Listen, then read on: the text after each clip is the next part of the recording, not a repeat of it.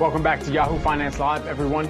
The National Association of Realtors data for the month of February showed a 7.2% decline in sales of existing homes compared to January and a 2.4% decline compared to February of 2021. Joining us now to break down even more of this data and the latest trends in the housing market, we've got Danielle Hale, who is the Realtor.com chief economist. Danielle, great to have you here with us this afternoon. First and foremost, with the NAR stats and metrics that came out, they noted 120 consecutive months of year-over-year price increases. That's the longest running streak on record, for context. So at what point would you expect prices for existing homes to push buyers towards new homes?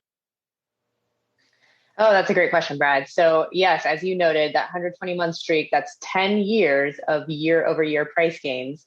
I think despite the fact that we've seen existing home sales get more expensive, or at the same time, new homes have also gotten more expensive. So even though they're pricier, there's still a bit of a gap between the price of existing homes and new homes. And so I don't think it's the prices that are leading people to think about new homes. Rather, I think it's the difficulty of finding a home with the number of homes for sale close to a record low among existing homes. That is pushing a lot of people to think about new construction instead, because those new homes are a bit more plentiful. But even those can be hard to come by in a completed stage.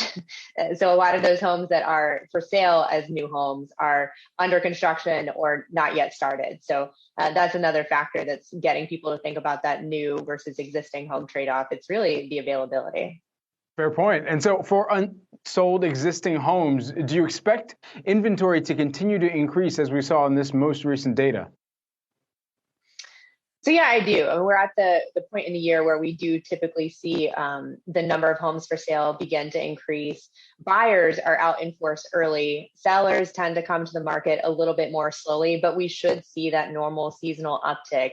That said, to put this in context, on a year-over-year basis, the number of homes for sale is still down. In our data, we show roughly a 20% decline. So to put that into perspective, for every 5 homes you might have seen for sale last year, this year there are just 4. And it's not like we were talking about how abundant homes were for sale last year. So it is a tough market for buyers who are out there shopping. There's still very limited options. And so that means they have to be really prepared to deal with these market situations. They need to be ready to act quickly and to really know what they want so they can focus in on it when they see it.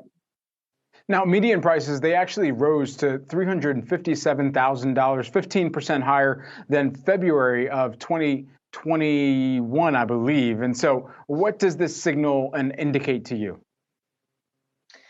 Yeah, so one thing, home prices are going up. 15% is a pretty hefty increase on a year-over-year basis. On the plus side for potential buyers, it's down slightly from the year-over-year growth rate that we saw in January. So a bit of a slowdown in the rate of price growth, but home prices are still growing. So that means we're on pace to hit a new high. And as we talked about earlier, 120 months of consecutive year-over-year price increases. Just for context, when that 10-year streak started, the median home sales price was about $155,000. Now, the typical sales price is more than 2 times that. So it's a pretty hefty additional cost factor for buyers in the market. And that's not the only cost that they're grappling with now. With rising mortgage rates, it's really a 1-2 punch of higher cost factors for potential buyers in the housing market today.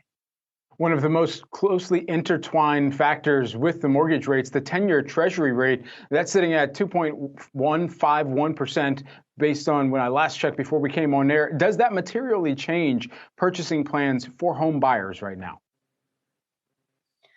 So it hasn't yet in a big way, but as we see, these rising costs mean real dollars for potential buyers. So between higher mortgage rates and higher home costs, the typical buyer today is looking at $340 extra in a monthly housing payment just for the mortgage portion of it. So that's real money. That adds up to over $4,000 a year. That is going to cause some people to at least reevaluate their plans and probably adjust their search budgets, if not give up and continue to rent or find some other means of housing. That said, rents are also rising at double-digit pace. So it's not like the rental market is offering a ton of relief right now. And with inflation rampant across the economy, rents are expected to continue to grow. That might keep some people in the housing market despite higher costs because they want to lock in today's prices before they go up higher. And once you buy a home with that fixed mortgage rate, you have the bulk of your housing costs fixed on a month-to-month basis. So that's a nice hedge against rising inflation.